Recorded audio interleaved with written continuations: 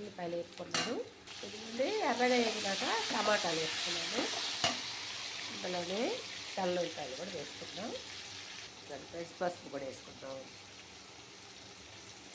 ఇదిగోండి ఫ్రెండ్స్ కారం వేసుకుందాం. టమాటా, ఎర్రగడ్డ, ఉల్లిపాయ, కరివేపాకు అన్నీ వేసి వేయించాను చేపల కొట్టి. ఇదిగోండి ఫ్రెండ్స్ కారం కూడా టమాటా, ఎర్రగడ్డ, తెల్లగడ్డ, ఆయిల్, కరివేపాకు, ఆవాలని వేసి వేపారు. మెంతులు కూడా వేసానండి. ఇప్పుడు పులుసు వేసుకుందాం.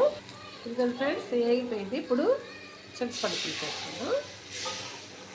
తగినంత చింతపండు, పెద్ద నిమ్మకాయ సైజు, 1/2 కేజీ చేపలకి 4 స్పూన్లు కారం వేసాను. సాల్ట్ తగినంత సాల్ట్. ఇదిగోండి ఫ్రెండ్స్ చేపల పులుసు తెల్లి వచ్చింది. చేపలు వేసేసుకుందాం. చూడండి ఫ్రెండ్స్ 10 ముక్కలు దాకా నేను వేసాను. ఇప్పుడు మళ్ళీ మూత పెట్టేసుకుందాం. చూడండి మూత పెట్టి ఉడికిద్దాం. ఇదిగోండి ఫ్రెండ్స్ చేపలు తెల్లు ఉడికేప్పుడు ఇట్లా మీడియంలో పెట్టుకొని మళ్ళీ మూత పెట్టేసుకొని 20 నిమిషాలు ఉడకనించాలా. చూడండి ఫ్రెండ్స్ ఉడుకుతుంది. కాసేపు ఉడకనిద్దాం.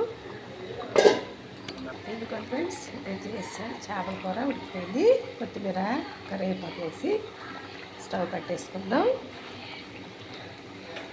చూడండి ఫ్రెండ్స్ నేను చేసిన చేపల కూర నచ్చితే లైక్ కొట్టండి, షేర్ చేయండి, సబ్స్క్రైబ్ చేయండి.